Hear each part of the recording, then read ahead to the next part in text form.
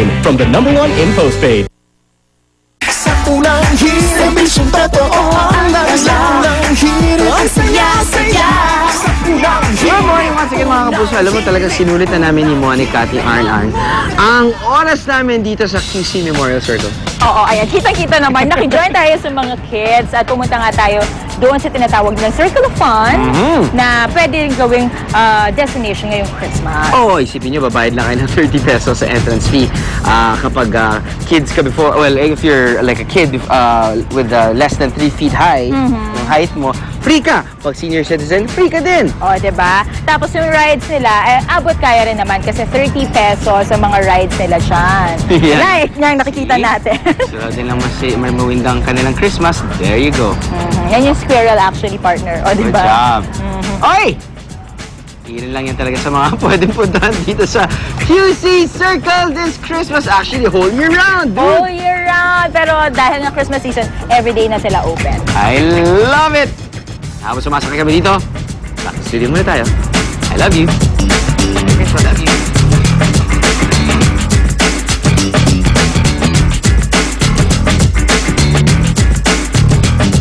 Alright, shopping. Good morning sa'yo, Kuya Lar. Good morning too. At may nagbe-birthday ngayon. Yes, Leila Tiara, happy birthday! Happy birthday, Marce. At ang anak ni Neil Goco nagbe-birthday din ngayon. Happy first birthday kay Arken Timothy Goco. Happy birthday. At si Olivia Quito na nasa California. Ayan, hi po sa inyo. And Showbiz Chicana ulit tayo. Excited na ang ating kapusong si Jolina. Hi, Jolens.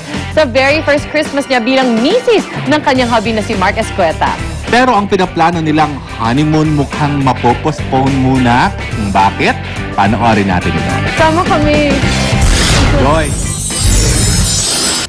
Hindi maitago ni Jolina Magdangal ang kanyang excitement sa darating na Kapaskuhan. Ito kasi ang kauna-unahang Pasko na magdiriwang ang aktres bilang isang ganap na misis.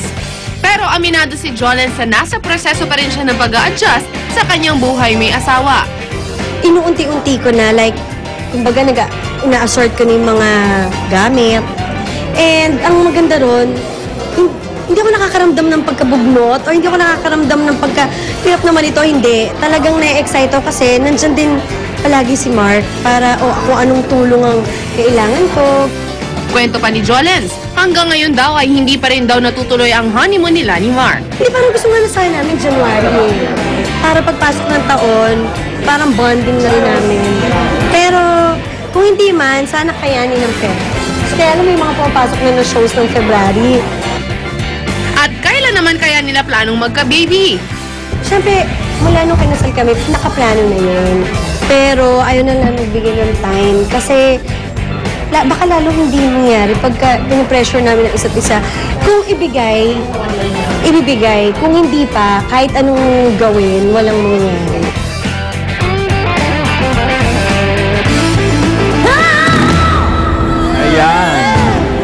Ayan na.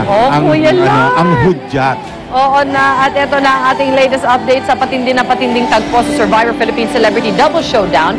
Sa kabila ng Pipitong Tribal Council na gawang magtawanan at magarutan ng tribong Tala, habang ang tribong Bulan naman kanya-kanyang gapangan na rin upang maisalba ang buhay sa isla. Si May at si Arnold, may mga acting pa kagabi. Hindi nabigyan ni Arthur na komprontahin si Gino tungkol sa pagkakapanalo nila sa nakaraang Immunity Challenge, kung saan di sinasadyang na ipanalo ni Gino ang laro. Diyan, parang, oops, sorry, nanalo tayo. Nagkasagutan naman sina Steph at Arnold ng Tala na pagkamat parehong miyembro ng original Bulan Tribe. Tila hindi lang nagkakasundo ngayon. Kaya naman si Arnold kinakausap ng ibang Tala Tribe members para si Steph ang iboto sa nalalapit na Tribal Council. Ngayong nalalapit na ang merger, tila nagkakarambola na ang mga alyansa sa kapwa tribong Tala at tribong Bulan. Abangan ng Tala Tribal Council na kumamaya. Sino kaya ang susunod na castaway na mapapatalsik sa isla? Magme-merge na nga ba pagkatapos ng gabing ito? Masasagot ang mga katanungan na yan sa Survivor Philippines Celebrity Double Showdown mamayang gabi sa GMA Telebabad pagkatapos ng very exciting din na